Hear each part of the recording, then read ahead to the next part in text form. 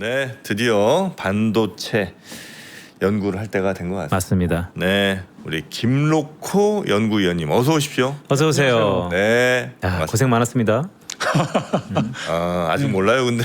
그렇죠. 예, 네. 아직 모릅니다. 예. 그렇죠. 우리 김록호 연구위원님, 영화도 항상 로맨틱 코미디만 보시고 오늘이니까 이런 또 농담도 되는 겁니다. 맞아요. 네, 자 오늘 삼성전자랑 하이닉스 아마 궁금하신 분들이 꽤 많으실 텐데 대신해서 좀 몇 개 여쭤보도록 하겠습니다. 일단은 삼성전자 하이닉스는 괜찮은 거죠? 앞으로도 계속 상당 한 2, 3년 동안은 맞습니다. 예. 그러니까 네. 저희가 결국 숫자로 이제 설명을 할 수밖에 없잖아요. 네. 항상 말씀드렸던 게 추정치 어떻게 바뀔 건지 지켜보자, 주목해보자라고 말씀드려왔고 이번 2분기 실적 발표 끝나고 나서 제가 이제 하이닉스 같은 경우에는 한 6%에서 7% 정도의 영업이익 하향이 좀 일어났고요. 삼성전자는 올해는 거의 제가 안 건드렸는데 네. 내년 기준 한 5% 정도 상향 조정을 했습니다. 네, 그래서- 기존에 예상하셨던 것보다 네, 맞습니다. 네. 그 더 좋아진 이유는 뭐예요? 뭐 어디서 더 좋아지는 거예요?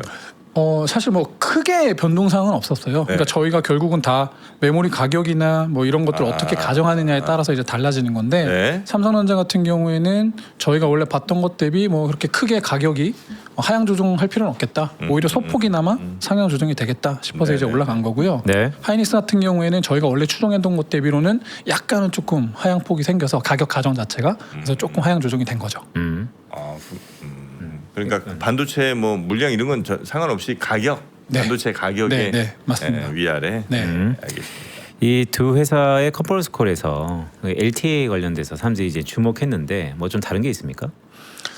그렇죠. 아무래도 이제 마이크론이 이 실적 발표를 하면서 이제 SCA라는 표현을 쓰고 있고 그에 따른 어떤 매출 규모나 그리고 어떤 고객사들이랑 이제 컨택을 했는지에 대해서 뭐 구체적인 사항은 안 했지만 네. 몇 개의 회사 뭐 이런 것들이 이제 언급이 되었었거든요.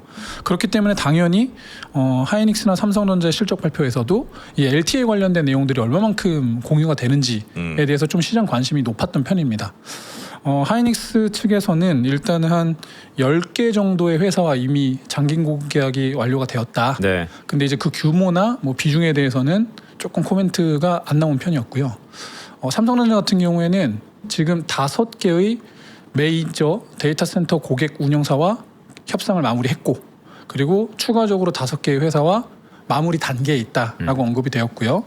전체 캐파에서 60%에서 70% 정도를 장기 공급 계약으로 좀 채워나가겠다. 그리고 이런 것들에 대한 강제성을 띄기 위해서 이 계약 규모 내에 4분의 1 정도의 규모의 현금을 예치하는 형태로 강제성을 좀 띈다라는 식으로 조금 더 구체적인 내용들이 커뮤니케이션 되었죠. 계약 금액의 4분의 1이 이미 들어왔다. 네. 그거는 좀 수익성에 바로 연결이 되겠네요. 3분기 때. 뭐 선수금이나 이런 것들로 이미 어느 정도 들어와 있는 형태인 거죠. 네. 아유, 뭐 됐습니다. 뭐 그게 걱정할 거 없잖아요, 그죠? 그렇죠. 그러니까 그리고 또 어제 이제 삼성전자 내용에서도 네. 2028년까지 공급 부족 풀릴 가능성 거의 없다라는 식으로 약간 확언 비슷하게 또 말씀을 해주셨어요. 네, 그런 부분들도 약간 시장에서는 조금 안도할 수 있는 영역 아니었나 싶습니다. 그럼 그거 하나 여쭤볼게요. 사실 뭐 이런 급등락을 하다 보니까 많은 분들이 이제 이성의 끈보다는 이제 공포감이 많은 상황이에요. 근데 그런 걸 차치하고 그래도 사람이 안 좋은 걸 보시는 분들은 뭘 해도 계속 안 좋은 걸 보고 좋은 게 보시는 분들은 뭘 안 좋아도 계속 좋은 걸 보잖아요. 지금 어쨌든 실적 발표 이후에 주가가 크게 무너졌습니다. 물론 그건 실적과 상관없겠죠. 어쨌든 이격이 벌어졌잖아요. 이걸 애널리스트로서 이격을 어떻게 해소하는 겁니까? 그러니까 이게 철저하게 약간 수급에 의했던 장이었던 것 같습니다. 그러니까 한 2주 전, 3주 전 정도까지는 어느 정도의 이제 가격 하락 구간에서 이 정도의 조정은 충분히 있을 수 있다라고 봤었거든요. 근데 이제 그 이후에 4주차, 5주차 속절없이 무너져 내렸단 말이죠. 이 구간은 분명히 수급적인 요인이 훨씬 더 강했을 거고요. 일예로 삼성전자 하이닉스의 주가 하락폭 대비 우리랑 같은 업을 하고 있는 뭐 마이크론이라든가 대만의 난야 같은 업체들의 어떤 주가 움직임은 우리들보다 훨씬 덜했죠. 그래서 약간 공포감이 형성되는 구간 안에서 우리는 약간 수급적인 요인 그리고 이제 저희가 우리나라 시장 안에서 전자와 닉스가 차지하는 시총 비중이 워낙에 높았고 네. 쏠림 현상도 심했었잖아요. 4월에서 6월을 돌이켜 보면은요, 사실 전자 닉스 외에 다른 종목들의 주가 움직임이 거의 미미했었습니다. 그런 것들이 조금 수급적으로 해소되는 과정을 겪은 거 아닌가라고 해석을 하고 있는 거고, 그리고 저희가 이 구간 안에서 또 어떤 일들이 있었냐면은 빅테크 업체들의 이제 실적 발표가 진행이 됐죠. 네. 뭐 구글, 마이크로소프트, 아마존 정도는 기존에 갖고 있던 클라우드 서비스를 기반으로 해서 수익화나 이런 것들에 대한 부분들이 좀 시장에서 우려하는 것보다는 조금 덜한 부분들이 많이 비춰졌고요. 네. 그리고 캐펙스를 상향 조정하는 흐름도 지속이 되었죠. 반면에 메타 같은 업체 같은 경우에는 수익성이 약해지는 모습, 그러니까 수익성 같은 경우가 컨센을 하회해 버렸잖아요. 이제 그런 부분들에 대한 좀 우려가 불거진 거죠. 네. 그렇게 보면은 빅테크 업체들 4개 모두가 긍정적인 시그널을 던진 것도 아니에요. 하지만 뭐 오늘이나 이런 주가 움직임들을 보면은 사실 이런 것들이 조금 펀더멘탈하게 분명히 반영이 된 주가 움직임인가. 네. 그러니까 그동안의 주가 하락과 오늘의 이런 급 반등이나 이런 것들이 철저하게 펀더멘탈만 반영했다라기에는 무리가 있는 주가 움직임이라는 거죠. 아 혹시 우리 저 위원님은 하이닉스 타겟 프라이스가 얼마예요? 저는 360만 원 유지하고 360이요? 있습니다. 네. 그 낮추신 거예요? 아니면 원래 360이세요? 그 2분기 프리뷰 작성할 때 360만 원으로 목표 주가를 상향했었고요. 네. 그거를 이번 리뷰 때도 유지했습니다. 아 이렇게 가격 떨어지는데도 네. 용기일까요? 고집일까요? 일단 그 두 가지, 그러니까 결국 두 가지 측면이죠. 저희가 네. 목표 주가를 선정함에 있어서 네. 추정치와 멀티플이 있는데 네. 추정치 같은 경우에는 앞서 말씀드린 대로 한 7% 정도 하향 조정을 했어요. 영업이익 기준으로는. 네. 근데 이제 제가 에비타를 가지고 이제 멀티플을 주고 있는데 네. 감가상각비가 늘어나다 보니까 에비타는 크게 줄지 않았습니다. 그래서 일단 에비타 기준으로는 추정치가 거의 변동이 없었고요. 예. 근데 이제 문제는 멀티플이죠. 왜냐하면 지난 한 달 동안 뭐 마이크론도 그렇고 뭐 키옥시아도 그렇고 약간 메모리 업체들 그리고 글로벌 반도체 업체들의 주가가 뭐 못하면 뭐 20% 많게는 30% 이상 하락했기 때문에 예. 그 업체들의 평균 멀티플이 하락한 거는 맞습니다. 네. 그래서 그거를 적용시키면 목표 주가를 하향해야 되는 게 네. 맞아요. 네. 근데 저는 이 그 급락하는, 그러니까 변동성이 굉장히 높은 구간에서의 멀티플을 네. 즉각 고스란히 저희가 목표 주가에 반영해 버리면 목표 주가의 변동이 너무 잦아집니다. 그래서 그런 것들을 조금 배제하고 이번 급락 구간이 조금 비이성적이었으니까 나중에 조금 더 안정적인 주가 흐름을 보이는 멀티플을 가지고 우리가 다시 목표 주가 산정을 해봐야 되는 게 아닌가 네네네. 싶은 판단에 목표 주가를 건드리지 않았습니다. 네. 그러니까요. 변수니까 좀 진급하니 보고 밸류에이션을 보자 시차죠. 네. 근데 보통은 이제 어쨌든 애널리스트 분들도 이제 주가 따라서 많이 좀 주긴 하시잖아요. 그죠? 맞습니다. 네, 현재 주가랑 너무 많이 벌어진 것도 좀 그렇죠. 문제가 되니까. 그것도 문제고 아마 그런 것들이 실제로 뭐 약간 좀 감독원 차원에서도 약간 좀 권고 사항이 아마 있을 거예요. 너무 이렇게 괴리율이 벌어지는 거에 대해서는. 근데 여튼 저는 이 정도 목표 주가를 그래도 유지하는 게 나중에 또 충분히 반등이 나올 수 있는 구간에서 굳이 내가 목표 주가를 낮출 필요가 있을까라는 판단도 어느 정도 들어간 거죠. 네. 그러니까 매우 강한 결정이었습니다. 왜냐하면 최근에 뭐 금감원 감독원에서 연락 많이 오잖아요. 이 계류에 대해서 어떻게 생각하냐 등등. 아 그래요? 네, 연락 많이 오죠 저한테도. 근데 이제 이런저런 뭐 어쨌든 시장의 정화작용이니까 중요해 보인다라고 할 수 있겠고. 자 그러면 시장의 불안감 중에 하나가 어쨌든 뭐 한 번은 기세를 냈는데 앞으로 리스크 요인이 있다면 뭐가 있을까요? 사실 이제 리스크 요인이 어느 정도 이번 그 하락 구간에 거의 리스크는 한 번 다 언급이 되지 않았을까요? 뭐 중국 창신 메모리 언급도 됐었고 빅테크 업체들 캐펙스 부담, 금리 모든 것들이 한 번씩 돌아가면서 하락을 만드는 요인이었거든요. 다 나온 것 같다. 네. 추가적인 악재가 있으려면 결국 이제 캐펙스, 그러니까 빅테크 업체들의 캐펙스가 여튼 상향 조정이 계속 진행 중인데 혹여나 또 뭐 우리 더 이상 힘들어요라는 얘기들이 나오게 되면 아무래도 또 흔들리겠죠. 이거는. 네. 아 이거 혹시 그러니까 뭐 창신이 얼마나 잘하는가를 떠나서 창신이 이제 시총이 커지면 혹시 글로벌 이제 돈 많은 회사들이 이제 투자를 할 때 반도체 메모리 반도체도 어느 정도 포지션 두고 투자할 거 아니에요. 그렇죠. 메모리 반도체 예를 들어 내 1조 달러 하는데 뭐 삼성전자 하이닉스가 그 전에 이제 한 5천억 달러였다면 창신 생겼으면 여기도 한 1,000억 달러, 2천억 달러는 또 줘야 되나? 요거 하다 보면 삼성전자 하이닉스에 들어갈 돈이 좀 줄어들진 않아요? 뭐 그럴 가능성도 배제할 수는 없죠. 아, 그래요? 네, 그럼요. 네. 안 되는데. 안 되잖아 그러면.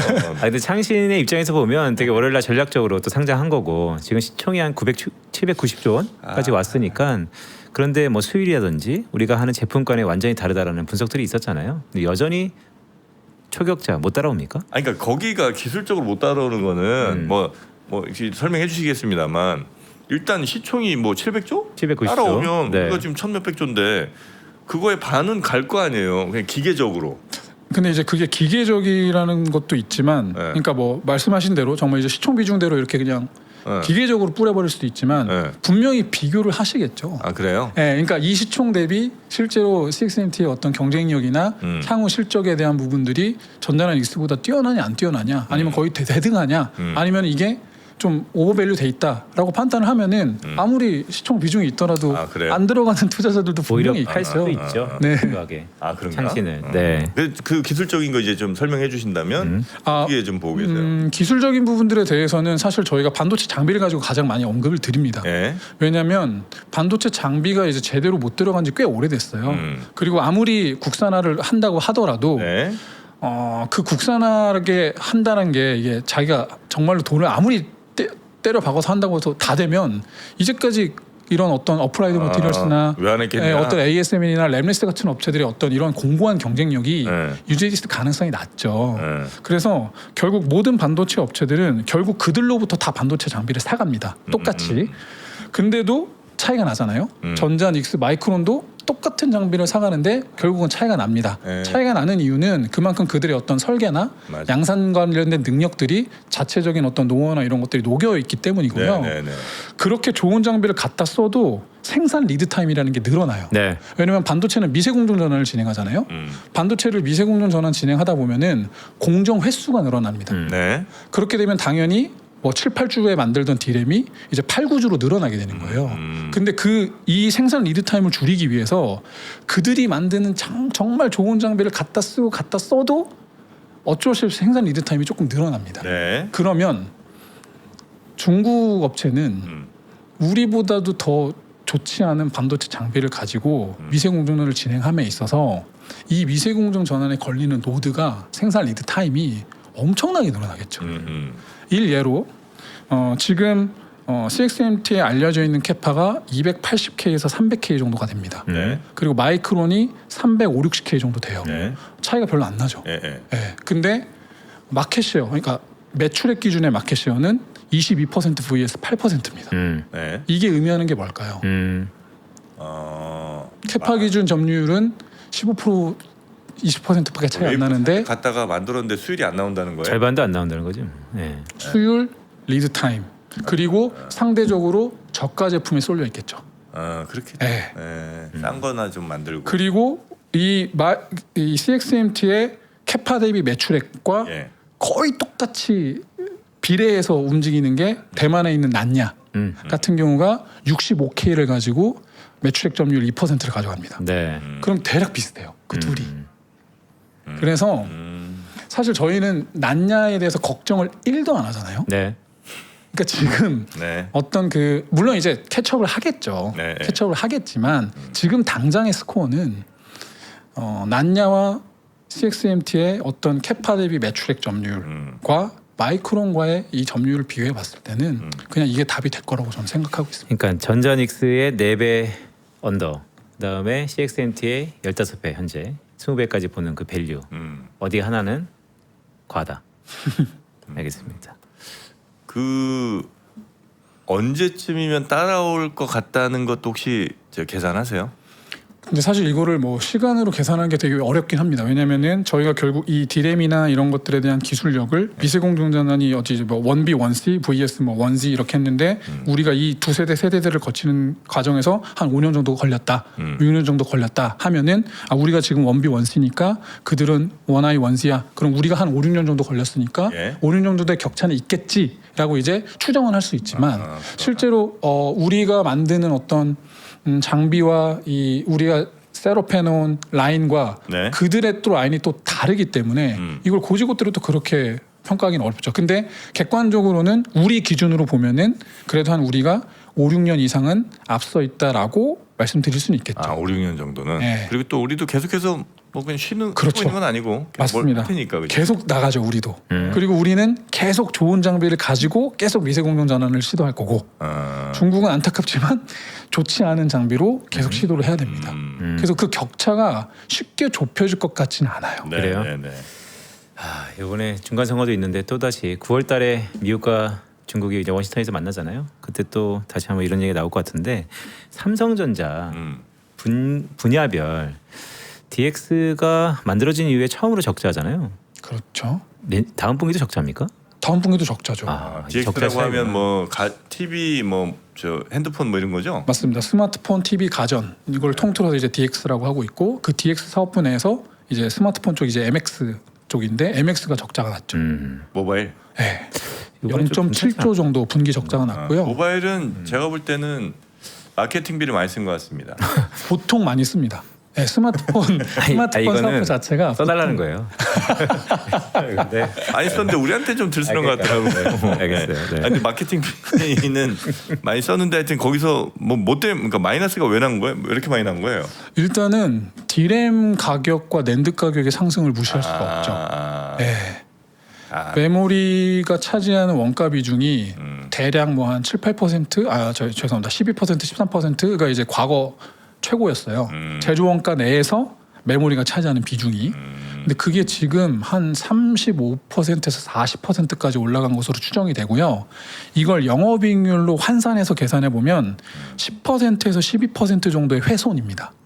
아니 근데 삼성전자잖아요. 네. 같은 법인 아니에요. 그럼 싸게 좀 반도체 주면 안 돼요? 그렇게 하면은 그게 과연 공정거래? 네, 공정거래에서 아니지. 가만히 있을 수 있는 일일까요? 이거는 그러니까 다른 회사 예를 들면 그냥 다른 법인의 계열사가 이렇게 주는 거랑 아하. 이거는 한 삼성전자잖아. 사업부가 좀 다른 거지. 부서가 다른 거잖아요. 이거는 뭐 애널리스트 얘기하시죠. 네. 일단 D램과 낸드는 과점화되어 있는 아이템입니다. 예? 그렇죠? 예? 예. D램 기준으로 뭐 전자닉스, 마이크론 3사가 거의 완전 네? 마켓시어 90% 가까이 차지하는 과점화되어 있는 시장이고 네? 낸드도 마찬가지죠. 예? 이거는 미국에서도 엄청 들여다보는 사안 중에 하나입니다. 근데 싸게 그거를 먹어요? 같은 계열사라고 해서 예. 싸게 넘기면 그럼 다른 고객들은 어떻게 됩니까? D램은 다 사가야 돼요. 삼성전자만 사가는 게 아니잖아요. 와. 애플도 사가고 어? 중국 스마트폰 업체도 다 사갑니다. 그러니까 이제 종합 근데 반도체 같은 계열사라고 해서 그거를 싸게 넘기면 이게 가능할까요? 와, 안 되나 그게? 한 회사인데 안 돼? 아, 한번 고쳐볼까요 법을? 와, 난 이거 이상. 예를 들면 다른 회사 법인이 있어서 이제 거기서 싸게 주는 이건 계열사라고 싸게 주면 이건 이제 문제지. 한 회사야. 네. 우리 회사에서 만드는 건데 네. 우리 회사 사업부가 다른데 여기서 받는 것도 싸게 못 받는다고?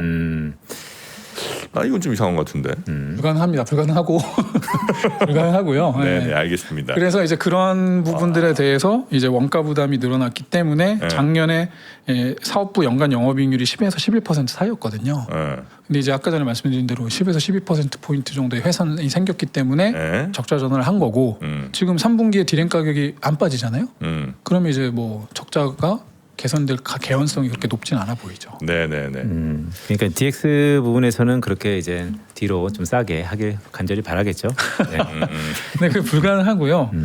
그런 것들을 또 이겨내야죠. 예, 이런 원가 구조 안에서도 다른 부분 것들을 통해서 수익을 창출할 수 있는 능력이나 이런 것들이 또 갖춰져야 결국은 글로벌 스마트폰 업체들이랑 경쟁할 수 있는 경쟁력이 생기는 거니까요. 이거 거의 RX 임원급의 발언인데. DX 실장. 네, 알겠습니다. 네, 좋죠. 뭐 그런 얘기입니다. 아, 근데 옛날 반도체 힘들 때 또 모바일에서 많이 사줬잖아요, 반도체. 근데 그건 그렇군요. 어차피 네. 써야 되니까 쓰는 거고요. 그렇다고 또 가격을 더 쳐줘서 가져가지도 않았잖아요. 네, 알겠습니다. 네.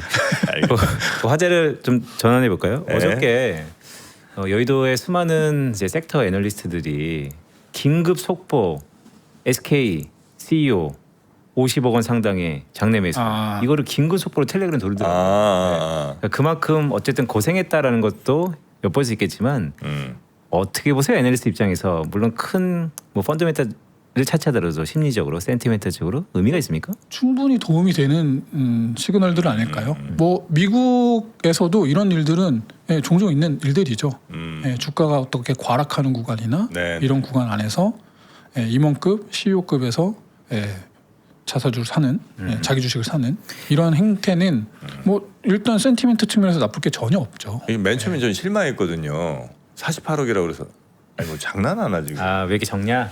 최태원 회장인데 근데 이제 이게 50억을 넘어가면 한 달 전에 공시를 해야 돼서 안 되는 거라면서요. 대주주. 근데 네. 48억씩 계속 사는 건 돼요? 뭐 한번 이제 거예요? 어느 정도는 되지 않을까요? 예. 그러니까 48억 오늘 샀죠. 내일 다시 48억 또 사. 모레 48억 또 사. 근데 그게 아마 뭐 이렇게 좀 사전에 기간이 좀 있나? 있어야 되지 않을까요? 예. 아, 어제 신문 있으시잖아요. 최태원 회장? 네. 제가 언제 한번 같이 라면 하는 사이잖아요. 그 밥을 한번 사기로 했는데 그러니까.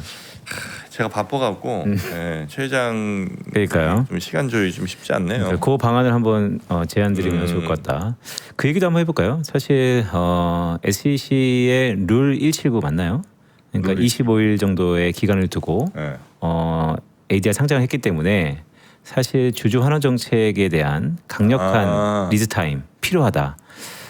SK IR 쪽에서 상당히 좀 답답한 점도 있었다라고 얼핏 듣는 것 같은데. 네, 그 부분도 근데 얘기했잖아 이 사석에서. 아니 그 괜찮아요? 부분도 회사 측에서도 오피셜하게 이제 언급을 했죠. 네. ADR 상장 이후에 뭐 특정 기간 동안은 좀 이렇게 주주 환원이나 이런 것들에서 우리가 적극적으로 좀 커뮤니케이션할 수 없는 점 양해 부탁드린다. 네. 이런 식으로 이제 언급이 되었기 때문에요. 그 구간이 25일이었던 걸로 제가 잘 맞아요. 기억을 하는데 그게 이제 조금 지나고 나면 어느 정도의 주주 환원과 관련된 부분들도 네. 커뮤니케이션의 의지는 매우 저희가 강한 걸로 알고 있어서 뭐가 있을까요? 네. 뭐 그러니까 뭐 자사주 매입, 뭐 배당금에 대한 뭐 상향 이런 조정들이 진행이 되겠죠. 여러분이 조금 또 오해하시는 것 같아서 왜요? 사실은 그렇게 친하진 못합니다. 인터뷰 한 번 한 게 다예요. 아니 왜 왜? 꺼드럭거리냐고 그러셔갖고 아. 네. 뭐 그럴 수 있죠. 어떻게 라면 어떻게 먹겠습니까? 아니 뭐 정프로는 알고 최 회장은 모를 수 있잖아요. 뭘 몰라요? 그러니까 정프로는 글을 알고 그거 뭐 그렇게 또 봐주시면 대단히 감사하죠. 그러니까요. 네. 그러나 하여튼 최태원 회장이 저를 부러워한 건 팩트다. 아 맞습니다. 이건 이제 영상이 남아 있으니까. 맞어요. 네. 네. 무슨 웃음 무슨 의미예요 그게? 아닙니다. 최태원 회장이 저를 진짜 부러워했다니까요. 예, 본 것 같습니다. 맞습니다. 0% 너무 좋다고. 불안한 사람 많아요. 네, 고맙습니다. 자, 그래서 우리는 큰 걱정을 네. 지금 안 해도 될 것 같고 8월 5일 지나면 그 정도. 네. 최태원 회장이 다시 이제 SK 하이닉스의 주주 환원에 대한 좀 적극적인 액션을 펼칠 수 있는 분위기는 좀 무르익고 있는데 말을 아끼시네요. 근데 이거는 뭘 제가 뭐 사전에 뭐 들은 건 일단 전혀 없고요, 당연히. 네네네. 근데 분명히 주주 환원에 대해서 빠른 시일 안에 소통하겠다라는 이제 메시지가 있었기 때문에요. 네. 진행되지 않을까라고 기대하고 있는 거죠. 좋습니다. 네. 알겠습니다. 우리 김록호 연구위원 다시 한번 TP 360만 원. 맞습니다. 네, 여전히 유지하고 계시고 네. 그보다 더 가격이 못한 경우에는 다 책임을 지시겠다. 근데 이번에 이격이 벌어졌을 때 내부적으로 이런저런 얘기 많았는데 저는 뭐 컨센서스일 수도 있지만 목표가를 유지하는 것에 대해서 되게 리스펙합니다. 고맙습니다. 360이 안 돼서 손해 보신 분들은 다 우리 김록호 연구위원님께 전화 드리면 되겠습니다. 자, 김록호 연구위원님, 오늘 그래도 이렇게 가격이 조금 올라가줘서 다행이네요. 너무 다행이고요. 하이닉스 지금 25%. 아하. 그리고 스퀘어는 상한가. 그러네요. SK 스퀘어는 상한가. 꽤 많이 빠졌다 근데. 고맙습니다. 하여튼 오늘 되게 어려운 자리였는데. 네. 고맙습니다. 아니 그리고 장기 공급 계약에 대한 부분들을 이제 진지하게 저희가 시장에서 어떻게 해석하고 어떻게 받아들일 건지에 대한 고민은 분명히 필요해 보입니다. 장기 공급 계약에 대한 부분들이 구체적으로 어찌됐건 삼성전자는 꽤 구체적인 내용들을 공유를 했어요. 5년 정도의 계약 기간을 갖고 있고 앞서 말씀드린 대로 일부분은 이미 선수금으로 취득을 했고 그리고 당연히 가격의 상한과 하한을 정해둬서 실적의 중장기 안정성을 확보하겠다라는 것들이었는데요.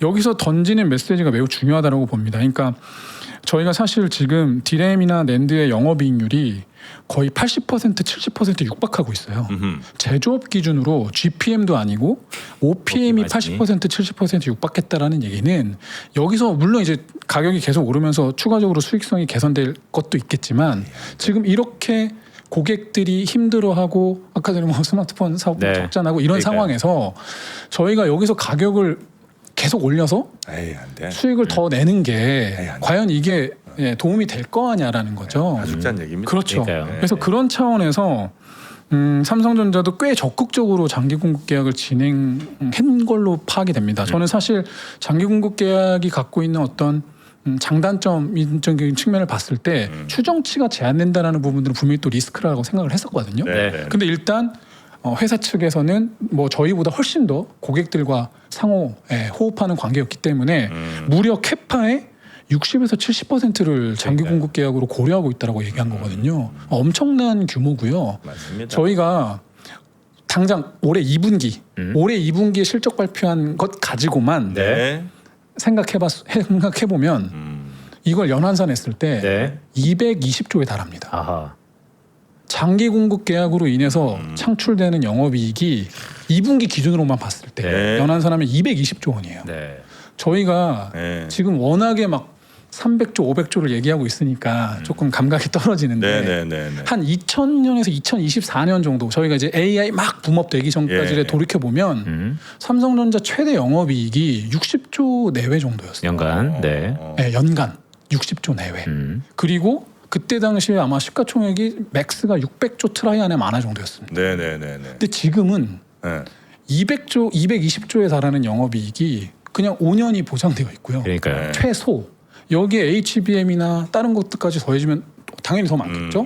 그래서 이런 것 때문에 고민이 필요한 것 같습니다. 과거 네. 최대 영업이익 60조 원 시절에 맥스 시가총액 600조. 맞습니다. 이제는 네. 220조가 보장돼 있는 상황에서 지금 오늘 시가총액 1,500 정도밖에 네, 네. 안 되죠. 이게 네. 과연 맞냐? 어떤 식으로 해석이 돼야 될 거냐에 그러니까요. 대한 고민들은 네. 그냥 단순하게 숫자 가지고 한번 고민해 보실 필요는 있는 것 같아요. 가슴 뜨거운 얘기예요. 너무 좋은 내용인데 갑자기 끝날 쯤에 갑자기 아니 안 물어 장기 공급계에 대해서 안 내가 물어봐 LTE를 주셔가지고 물어봤는데 그걸 숨기더라고 그래갖고 내가 다음에 얘기하려나 그래갖고 얘기 안 했지. 알겠습니다. 김록호 연구위원님 대단히 감사하고요.